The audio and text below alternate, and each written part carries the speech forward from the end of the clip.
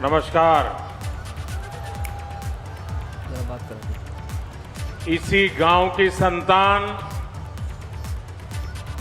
पराग गांव की मिट्टी में जन्म लेने वाले देश के राष्ट्रपति आदरणीय रामनाथ कोविंद जी, आदरणीय श्रीमती सविता कोविंद जी, उत्तर प्रदेश की राज्यपाल श्रीमती आनंदीबेन पटेल, उत्तर प्रदेश के लोकप्रिय मुख्यमंत्री योगी आदित्यनाथ जी, मंच पर विराजमान मंत्रिपरिषद के मेरे साथी, उत्तर प्रदेश मंत्रिपरिषद के मंत्रीगण, सांसदगण, विधायकगण और विशाल संख्या में पधारे आए मेरे प्यारे भाई और बहनों, राष्ट्रपति जी ने जब मुझे कहा था कि मुझे यहां आना है, तभी से मैं आपके पास आकर के गांव वालों से मिलने का इंतजार कर रहा था। आज यहां आकर वाकई मन को बड़ा सुकून मिला, बहुत अच्छा लगा।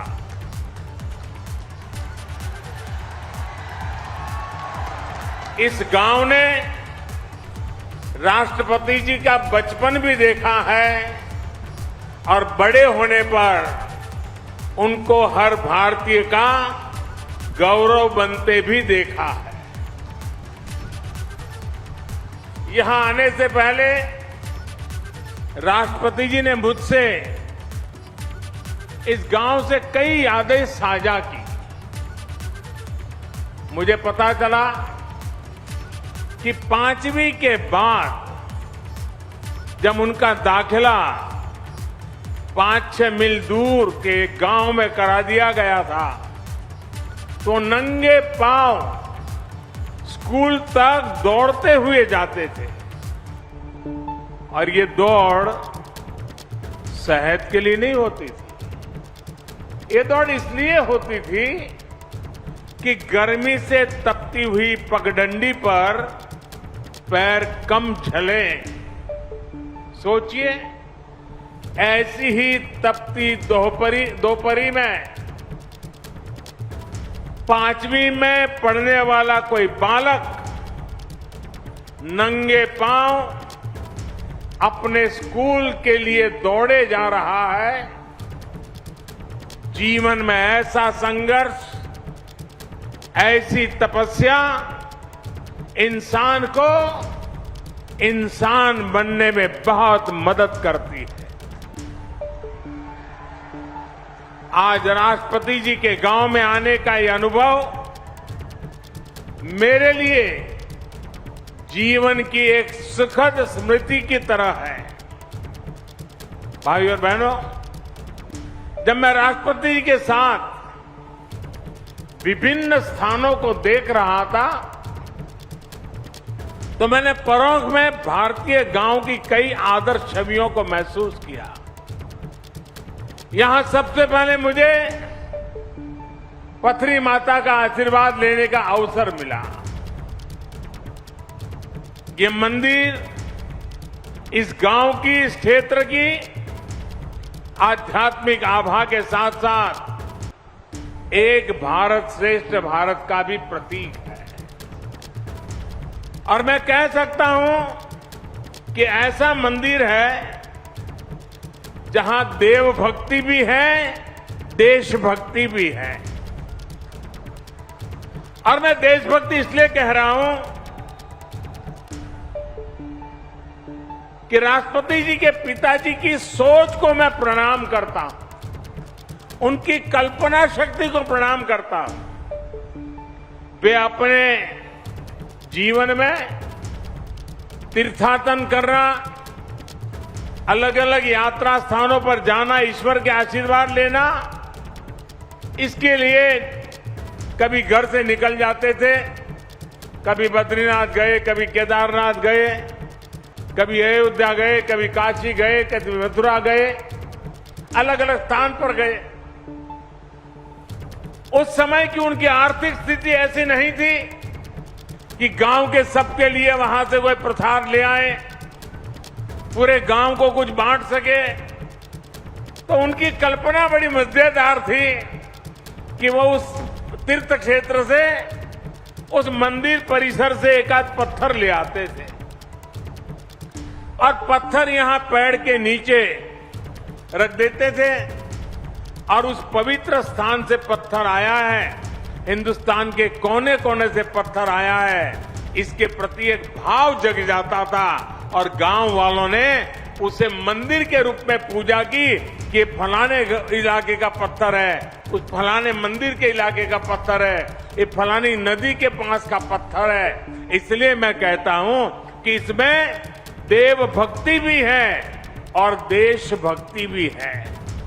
राष्ट्रपति जी के पिताजी इस मंदिर में पूजा किया करते थे। इस पवित्र मंदिर के दर्शन करने में स्वाभाविक है कि मेरे मन में अनेक प्रकार के विचार मंडरा रहे थे और मैं अपने आप को धन्य पाता हूं कि मुझे उस मंदिर के दर्शन करने का अवसर मिला। साथियों, परों की मिट्टी से राष्ट्रपति जी को जो संस्कार मिले हैं, उसकी साक्षी आज दुनिया बन रही है। और मैं आज देख रहा था कि एक तरफ संविधान, दूसरी तरफ संस्कार, और आज गांव में राष्ट्रपति जी ने पद के द्वारा बनी हुई सारी मर्यादाओं से बाहर निकल करके मुझे आज हैरान कर दिया। वे स्वयं हेलीपैड पर रिसीव करने आए। मैं बड़ी शर्मिंदगी महसूस कर रहा था कि वो उनके मार्गदर्शन में हम काम कर रहे हैं। उनके पद की एक गरिमा है, एक वरिष्ठता है। मैंने कहा, राष्ट्रपति जी, आपने मेरे साथ अन्याय कर दिया आज। तो उन्होंने सहज रूप से कहा कि संविधान की मर्यादाओं का पालन तो मैं करता हूं, लेकिन कभी कभी संस्कार की भी अपनी ताकत होती है। आज आप मेरे गांव में आए हैं, मैं यहां पर अतिथि का सत्कार करने के लिए आया हूं। मैं राष्ट्रपति के रूप में नहीं आया हूं। मैं इस गांव के एक बच्चे के रूप में, जहां से जिंदगी शुरू हुई, उस गांव के नागरिक के रूप में मैं आज आपका स्वागत कर रहा हूं। अतिथि देवो भव के संस्कार भारत में किस प्रकार से हमारी रगों में पहुंचे हैं, उसका उत्तम उदाहरण आज राष्ट्रपति जी ने प्रस्तुत किया। मैं राष्ट्रपति जी को आदरपूर्वक प्रणाम करता हूं। राष्ट्रपति जी ने अपने पैतृक आवास को मिलन केंद्र के रूप में विकसित करने के लिए दे दिया था। आज वो विमर्श और ट्रेनिंग सेंटर के तौर पर महिला सशक्तिकरण को नई ताकत दे रहा है। उनके प्रयास से यहां अंबेडकर भवन के रूप में बाबा साहेब का आदर्शों को प्रेरणा केंद्र भी बनाया गया है। मुझे विश्वास है भविष्य में आपके सामूहिक प्रयासों से विकास के रास्ते पर और भी तेजी से आगे बढ़ेगा और देश के सामने ग्रामीण विकास का मॉडल पेश करेगा। साथियों, हम कहीं भी क्यों न पहुंच जाएं, बड़े बड़े शहरों या दुनिया के किसी भी कोने में क्यों न बस जाएं, अगर हमने अपने गांव को जिया है तो हमारा गांव हमारे भीतर से कभी नहीं निकलता है। वो हमारी रगों में बस जाता है, वो हमारी सोच में हमेशा रहता है। हम इसलिए कहते हैं कि भारत की आत्मा गांव में बसती है, क्योंकि गांव हमारी आत्माओं में बसता है। आज जब देश अपनी आजादी का अमृत महोत्सव मना रहा है, तो ग्रामीण भारत के लिए, हमारे गांवों के लिए, हमारे सपने और भी महत्वपूर्ण हो जाते हैं। हमारे स्वाधीनता संग्राम के दौरान महात्मा गांधी भारत की आजादी को भारत के गांव से जोड़कर देखते थे। भारत का गांव यानी जहां आध्यात्म भी हो, आदर्श भी हो। भारत का गांव यानी जहां परंपराएं भी हो और प्रगतिशीलता भी हो। भारत का गांव यानी जहां संस्कार भी हो और सहकार भी हो, जहां ममता भी हो और समता भी हो। आज आजादी के अमृतकाल में ऐसे ही गांवों का पुनर्गठन, उनका पुनर्जागरण, ये हमारा कर्तव्य है। आज इसी संकल्प को लेकर देश गांव, गरीब, कृषि, किसान और पंचायती लोकतंत्र के विभिन्न आयामों में काम कर रहा है। आज भारत के गांव में सबसे तेज गति से सड़कें बन रही हैं। आज भारत के गांवों में तेज गति से ऑप्टिकल फाइबर बिछाया जा रहा है। आज भारत के गांवों में तेज गति से घर बन रहे हैं, एलईडी स्ट्रीट लाइटें लग रही हैं। शहरों के साथ साथ हमारे गांव में भी विकास के हर मार्ग पर कदम से कदम मिलाकर के चले, ये नए भारत की सोच भी है और नए भारत का संकल्प भी है। आप सोचिए, क्या किसी ने कल्पना की थी कि एक दिन खेती से जुड़े मुश्किल से मुश्किल काम अब ड्रोन के जरिए से भी होना शुरू हो जाएगा? लेकिन आज देश इस दिशा में आगे बढ़ रहा है।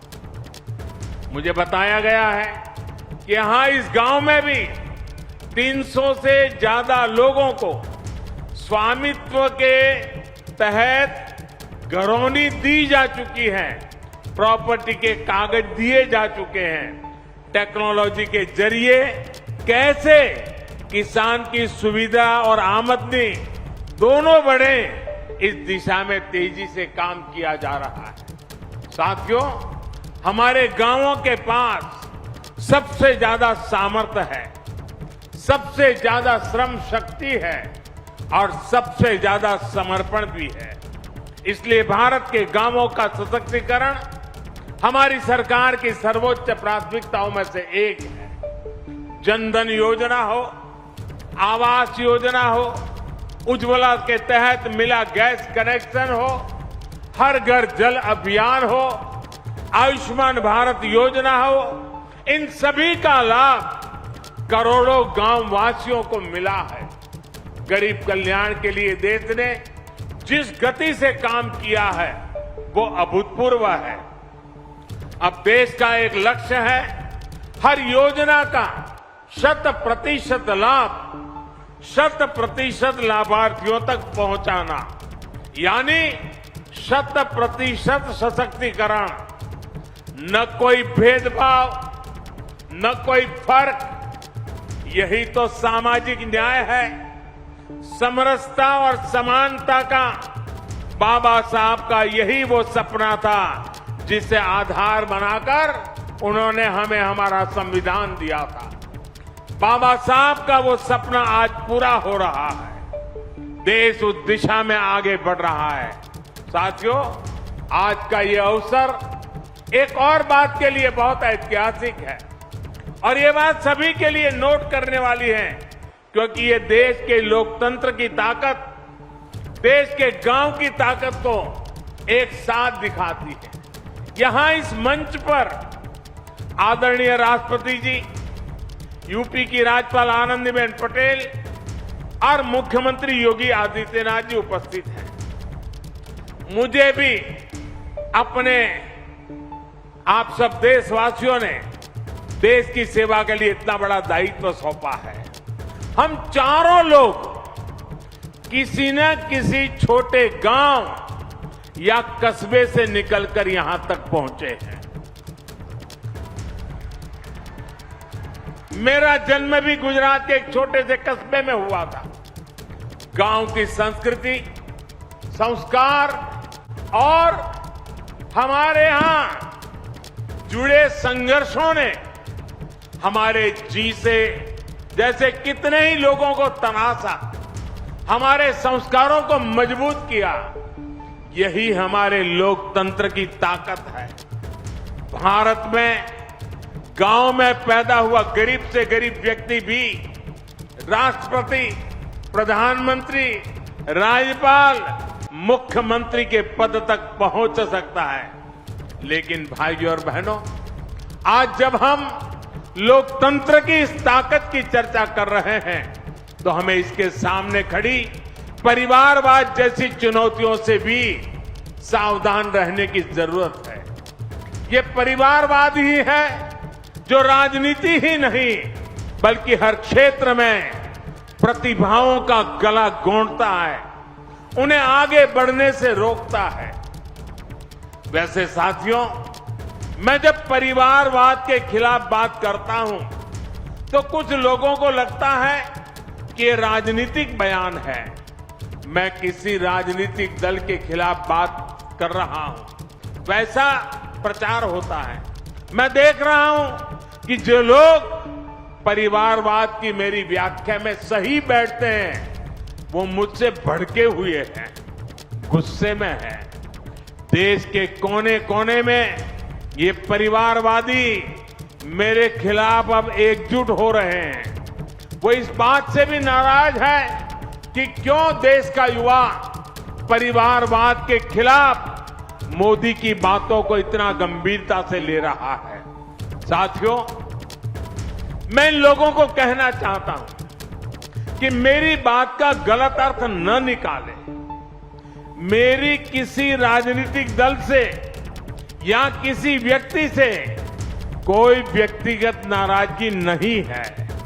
मैं तो चाहता हूं कि देश में एक मजबूत विपक्ष हो, लोकतंत्र को समर्पित राजनीतिक पार्टियां हो।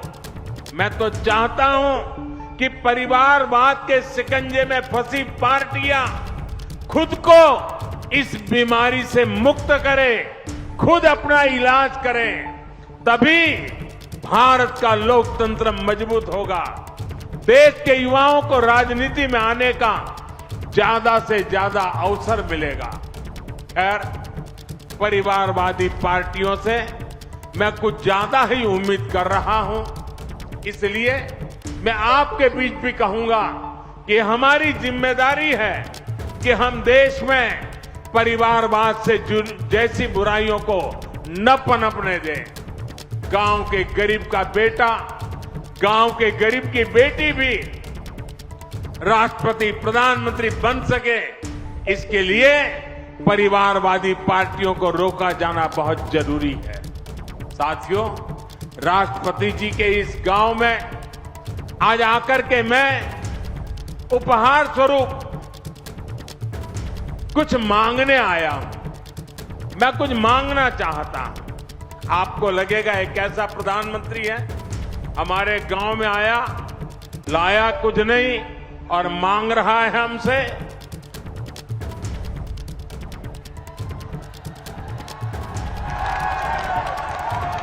मैं मांग रहा हूं, आप दोगे ना? मैं गांव से मांगूंगा तो मिलेगा ना? जिन जिन गांवों से लोग आए हैं वो भी देंगे ना? देखिए, आपने अपने गांव में इतना विकास किया। आज जब देश अपनी आजादी का अमृत महोत्सव मना रहा है तो आपको अपना प्रयास बढ़ाना है। अमृत काल में देश ने संकल्प लिया है कि देश के हर जिले में 75 अमृत सरोवर बनाए जाएंगे। और अभी योगी जी बता रहे थे कि यहां परोख में भी 2 अमृत सरोवर का निर्माण हो रहा है। आपको इस अमृत सरोवर के निर्माण में मदद भी करनी है, कार सेवा भी करनी है और इसकी भव्यता भी बनाए रखनी है। मैं आपसे एक और बात भी मांगता हूं और मुझे विश्वास है कि आप ये मेरी मांग को भी पूरा करेंगे, और वो है प्राकृतिक खेती, नेचुरल फार्मिंग। परों गांव में ज्यादा से ज्यादा किसान नेचुरल फार्मिंग को अपनाएं, प्राकृतिक खेती को अपनाएं, तो ये देश के लिए एक बहुत बड़ा उदाहरण बनेगा। साथियों, भारत की सफलता का एक ही रास्ता है, सबका प्रयास। सबके प्रयास से ही आत्मनिर्भर भारत का सपना भी पूरा होगा। और आत्मनिर्भर भारत का अर्थ है आत्मनिर्भर गांव, आत्मनिर्भर युवा। हमारे गांव गति पकड़ेंगे तो देश गति पकड़ेगा। हमारे गांव विकास करेंगे तो देश विकास करेगा। आदरणीय कोविंद जी ने के रूप में देश को राष्ट्रपति देने वाले प्रमुख ने ये साबित कर दिया है कि गांवों की मिट्टी में कितना सामर्थ्य होता है। हमें इस सामर्थ्य का, इस प्रतिभा का सही इस्तेमाल करना है। हम सब मिलकर काम करेंगे और देश के सपनों को पूरा करेंगे।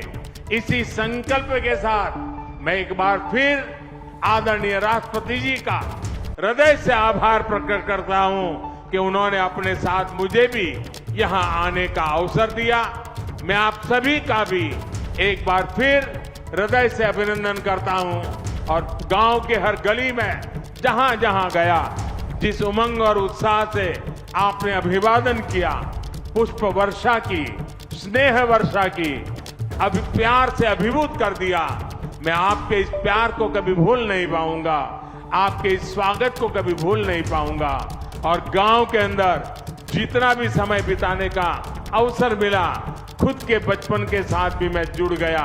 इसलिए भी मैं आप गांव वासियों का हृदय से अभिनंदन करते हुए मेरी वाणी को विराम देता हूं। बहुत बहुत धन्यवाद।